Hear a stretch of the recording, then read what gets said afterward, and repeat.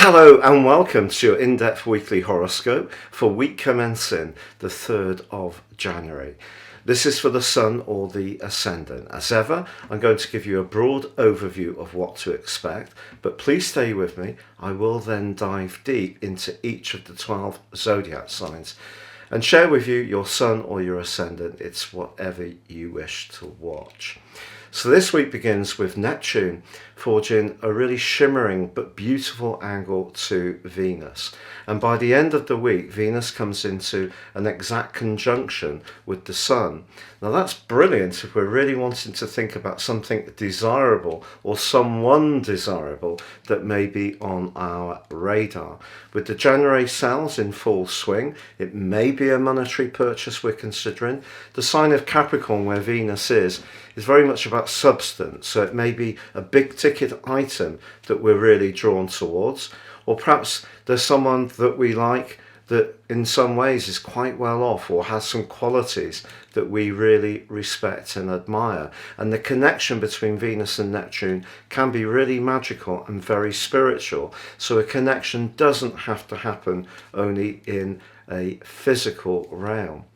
Also this week, Mars, the planet of passion, is caught up in a bit of a tussle with, ironically, Neptune from the middle of the week. So there may be somebody that we're drawn to, perhaps someone who's a little bit more buccaneering or different, and their self-confidence or energy could seem a little bit intimidating.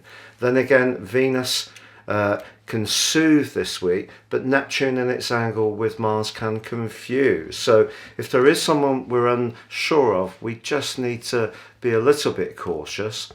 Now, of course, Mercury has moved into the sign of Aquarius, very much about friendship, very much about future planning, but it is in its pre-shadow period. So we need to micro-check all details to meet up and have fun. But it is true that Mars forges a very energizing link with the Sun. So if your focus is much more on your role in life, anything to do with entrepreneurship, being more go-getting, but in a material way, the Sun is really going to be supportive by the direct desire that Mars brings to the situation. Now, if you're new to my channel, I would be honoured if you would subscribe. Please click or tap on the bell notification symbol. And of course, with year 2022 upon us, if you want to ascend above this zodiac forecast and discover what your personal birth data is showing for this year, you can see my offer beneath this video. You can get a 12-month forecast from the time of order, your character analysis, and 30% off.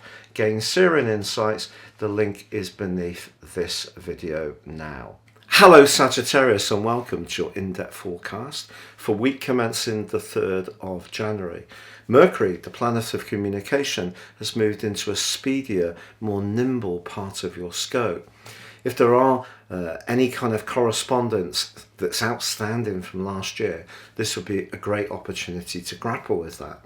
Of course, you do have Saturn in your 3rd house, and that has over the last year, and then in the spring in the northern hemisphere of 2020 meant that there has been times when your words have perhaps been a little harsher, blunter, or to the point, or perhaps you felt restriction around your point of view, haven't felt that other people have listened to you so much.